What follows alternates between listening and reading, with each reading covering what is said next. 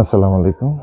এটা হচ্ছে ঢাকা জেলার অপোজিটে ফরিদপুর জেলার সদর থানার দিয়ারার নারকেলবাড়ি ইউনিয়নের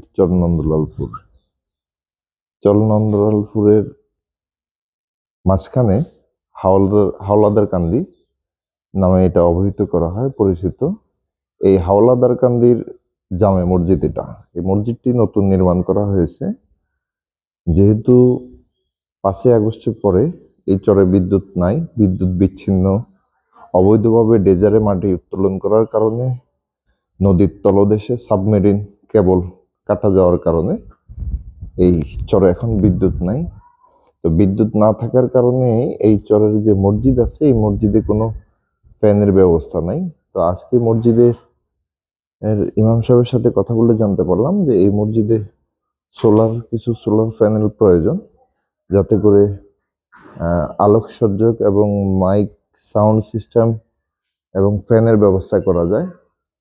তো সেই ক্ষেত্রে যদি আপনারা কেউ মসজিদে কোনো কিছু সাহায্য করতে চান, তো সেই ক্ষেত্রে আপনারা সাহায্য করতে পারবেন, যাতে করে এই মসজিদের লাইট, ফ্যান এবং মাইকের ব্যবস্থা হয়।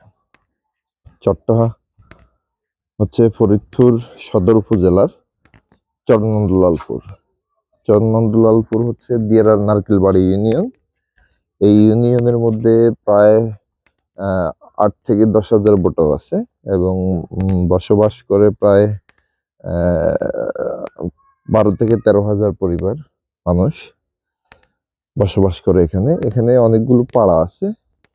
ওই পাড়া বলতে অনেকগুলো গ্রাম আছে, সম্ভবত 5টা ওয়ার্ড আছে এই ইউনিয়নের মধ্যে। তো এই ইউনিয়নের মধ্যে প্রায় 50টা মসজিদ আছে। তার মধ্যে এই মসজিদটি নতুন হয়েছে। নন্দলালপুর ভেঙে যাওয়ার কারণে ওদিকের মানুষ এদিকটায় চরের মাঝখান মিডল পয়েন্টে এসে বসতি স্থাপন করছে। এই যে বসতিগুলো স্থাপন করছে, পাশাপাশি মসজিদটাও এখানে স্থানান্তর করছে। এই মসজিদের কিছু উন্নয়ন কাজ এখনো বাকি আছে।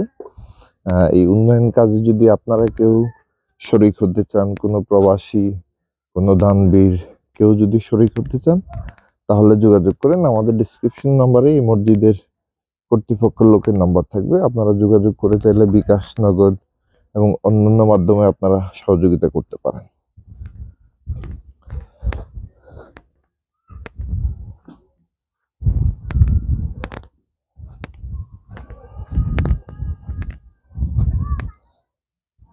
মসজিদটার অপোজিটে হাওলাদারকান্দি বাজার। এই বাজারটা বিকাল 4টা থেকে বসে। তো আপনারা চাইলে এখানে প্রায় অনেকগুলো মানুষ নামাজ পড়ে।